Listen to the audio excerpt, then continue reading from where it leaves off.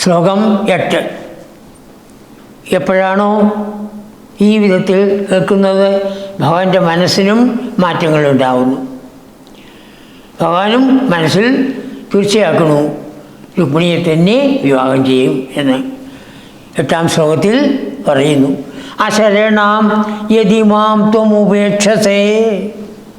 ഹേ ഭഗവൻ, എനിക്ക് ആരും ശരണമായിട്ടില്ല, ആരും എന്നെ രക്ഷിക്കാനായിട്ടില്ല. അങ്ങനെയുള്ള എന്നെ അങ്ങ് ഉപേക്ഷിക്കുകയാണെങ്കിൽ സപതി ജീവിതമേവ ജഹാമ്യഹം, ഞാൻ ഉടനെ എൻ്റെ ഈ ജീവനെ നശിപ്പിക്കും, ആത്മഹത്യ ചെയ്യുന്ന അർത്ഥം. ഇത് ഗിര എന്നുള്ള വാക്ക് എപ്പോഴാണോ വായിച്ചത്, ആരെഴുതിയാണ്? ആ കുട്ടി തന്നെ എഴുതിയാണ്.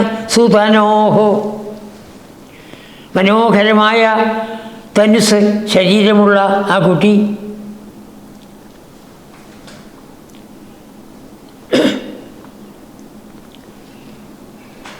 എപ്പോഴാണോ ആ വിധത്തിൽ ഉള്ളതായ വാക്കുകൾ ഭഗവാൻ വായിച്ചത്, സുഹൃദയം ഹൃദയം തവ കാതരം. അയം സുഹൃത്ത്, ഈ ബ്രാഹ്മണകുമാരൻ അങ്ങയുടെ സുഹൃത്താണ്.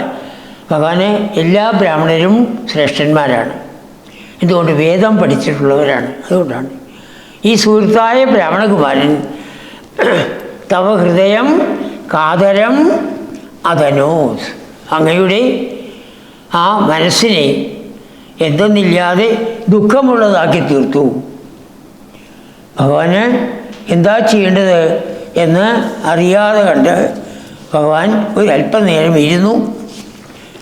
എന്നിട്ട് ആ കുട്ടിയോട് പറയുകയാണ്,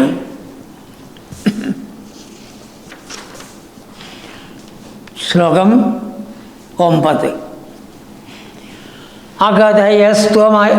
അഗതയസ്ത്വമധൈനമയേ സഖേ. ഹേ സഖേ, ഹേ ബ്രാഹ്മണകുമാര, കൂട്ടുകാര, ഞാനൊന്ന് പറയട്ടെ. തദധിക മമ മന്മഥവേദന.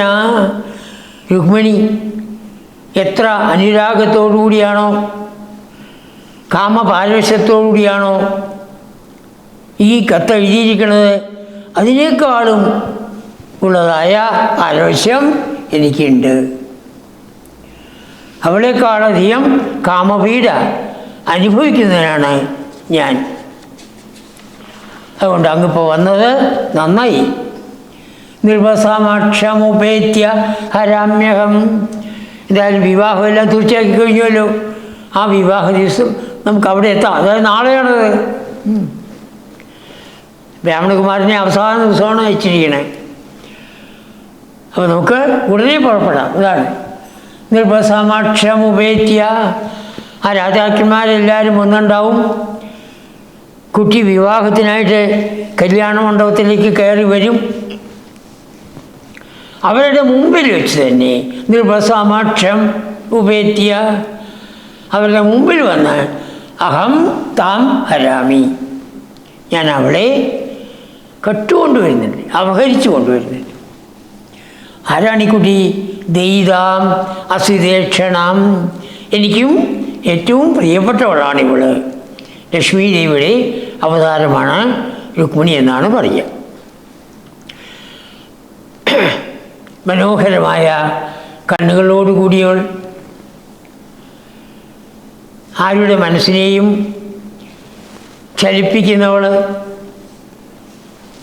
തൻ്റെ രൂപസൗന്ദര്യം കൊണ്ടും ആഭരണാദി അലങ്കാരങ്ങളെ കൊണ്ടും പിന്നെയോ സ്വഭാവശുദ്ധി കൊണ്ടും എല്ലാവരുടെ മനസ്സിനെയും ഹഠാത് ആകർഷിക്കുന്ന ആ അസിതേക്ഷണാം ദയിതാം. എനിക്കിപ്പോൾ അവളെ ഏറ്റവും പ്രിയപ്പെട്ടവളാണ്. ദയിത ഏറ്റവും പ്രിയപ്പെട്ടവൾ, ദയിതൻ പ്രിയപ്പെട്ടവൻ. അതാണ്.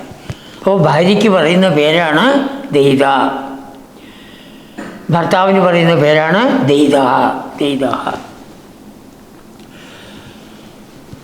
ഹേ ബ്രാഹ്മണകുമാര, നമുക്ക് ഉടനെ പുറപ്പെടാം. സമയം കളയാനില്ല എന്ന് പറഞ്ഞ് ആ ബ്രാഹ്മണ കുമാരനോടുകൂടി പുറപ്പെടുകയാണ്. അപ്പോൾ അപഹരിക്കാം എന്നാണ് പറഞ്ഞിരിക്കുന്നത്. രാജാക്കന്മാർക്ക് അങ്ങനെ ഒരു വിധിയുണ്ട്. കല്യാണ മണ്ഡപത്തിൽ വന്നിട്ട് മറ്റവിടെ കൂടിയിരിക്കുന്ന രാജാക്കന്മാരെല്ലാം തോൽപ്പിച്ച് പെൺകുട്ടിയെ കൊണ്ടുപോകാം, അപഹരിക്കാം. അതാണ് ഹരാമി എന്ന് പറയാൻ കാരണം.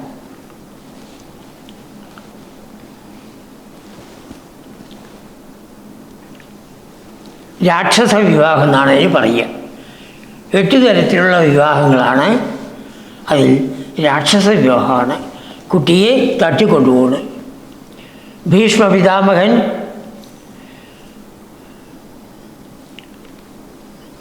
സത്യവതിയുടെ പുത്രന് വേണ്ടി, വിചിത്രവീരന് വേണ്ടി, അവന് തന്നെ പോയി ചെയ്യാൻ ശക്തിയില്ല. അപ്പോൾ ഭീഷ്മ പിതാമഹനാണ് കാശി രാജാവിൻ്റെ മക്കളെ അംബ, അംബിക, അംബാലിക 3 പേരെയും തട്ടിക്കൊണ്ടുവരുന്നു. അവിടെ ഉണ്ടായിരുന്ന എല്ലാ രാജാക്കന്മാരെയും തോൽപ്പിച്ച് ഒരൊറ്റ അമ്പുകൊണ്ട് ടി വി കണ്ടിട്ടുള്ളവർക്ക് മനസ്സിലാവും, എല്ലാ രാജാക്കന്മാരുടെ കിരീടങ്ങളും തെറിപ്പിച്ചു. അവർ ജയിച്ചു നടത്തും. എന്നിട്ട് 3 പേരെയും പിടിച്ച് രഥത്തിൽ കയറ്റി കൊണ്ടുവരികയാണ്. അംബ, അംബിക, അംബാലി. അപ്പോൾ അത് രാക്ഷസ വിധിയാണ്. ഇവിടെ രാക്ഷസവിധി മാത്രമല്ല, ഗാന്ധർവ വിധി കൂടി വരും. എന്തുകൊണ്ടാണ്? 2 പേർക്കും ഇഷ്ടപ്പെട്ടിട്ടാണ്.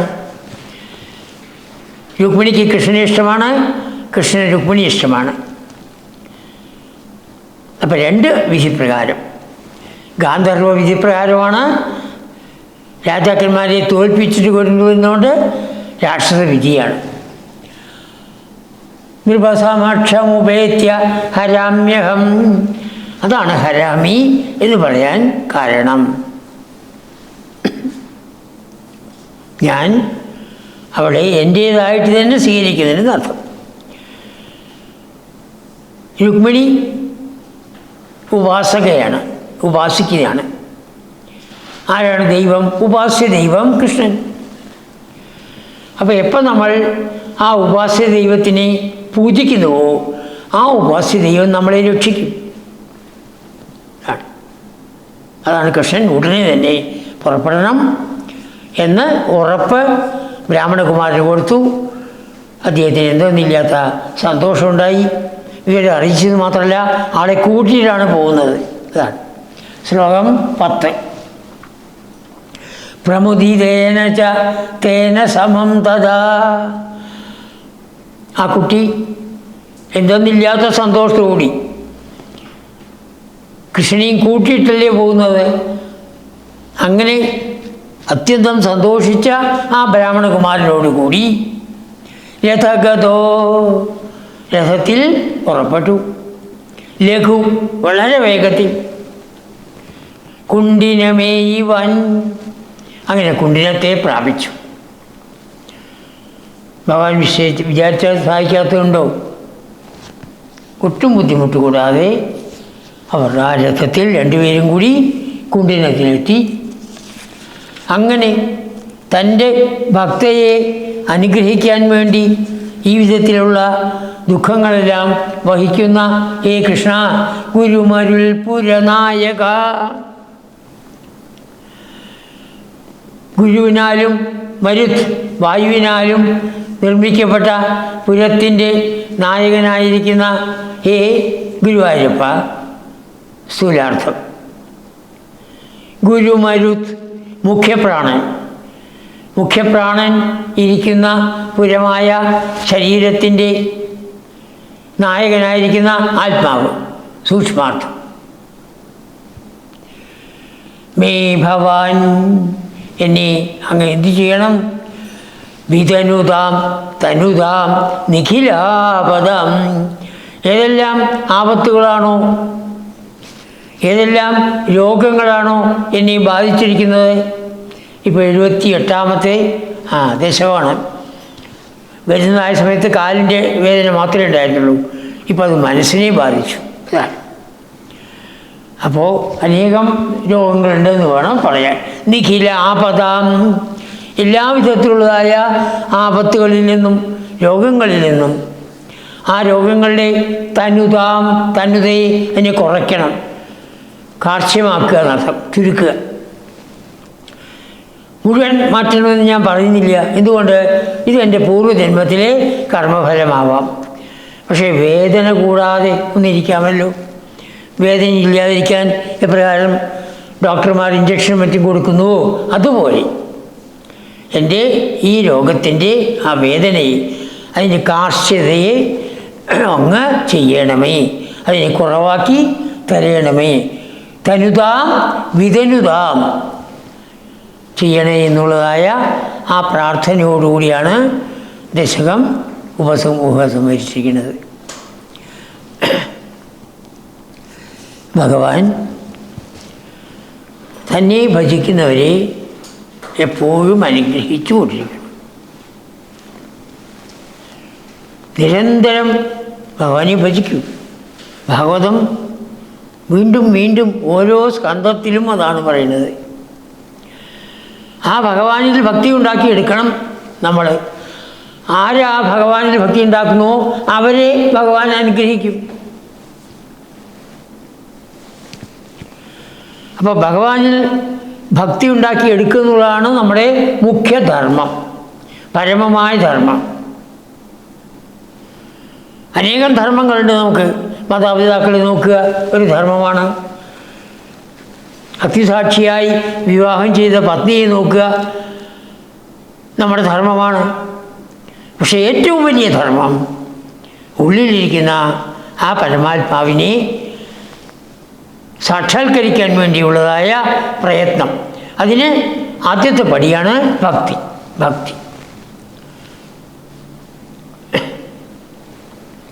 ആ ഭക്തി ഉണ്ടാക്കിയെടുക്കുന്നവരെ എല്ലാവരെയും ഭഗവാൻ രക്ഷിക്കുമെന്നുള്ള കാര്യത്തിൽ യാതൊരു സംശയവും വേണ്ട. അപ്പോൾ മേൽപ്പത്തൂർ വികാരാധീനനായിട്ടാണ് ഇവിടെ പറയുന്നത് എന്ന് വേണം പറയാൻ. അങ്ങ് തൻ്റെ പ്രിയയോട് എന്തൊരു കാരുണ്യമാണ് കാണിച്ചത്. ആ കാരുണ്യം അല്പമെങ്കിലും കാണിക്കണമേ. എന്നെയും കരുണയോടുകൂടി ഇത്ര കാലമായിട്ട് ഞാൻ ഈ രോഗം മൂലം ദുഃഖിക്കുകയില്ലേ, അതിൽ നിന്ന് രക്ഷിക്കണേ, അതിനെ ഒന്ന് കുറച്ച് തരയണമേ. തനുതാം വിതനുതാം, ഏത് രോഗമാണ് ആ രോഗത്തിനെ ഒന്ന് കുറച്ച് തരയണമേ എന്നുള്ളതായ പ്രാർത്ഥനയോടുകൂടി ദശകം ഉപസംഹരിച്ചിരിക്കുന്നു.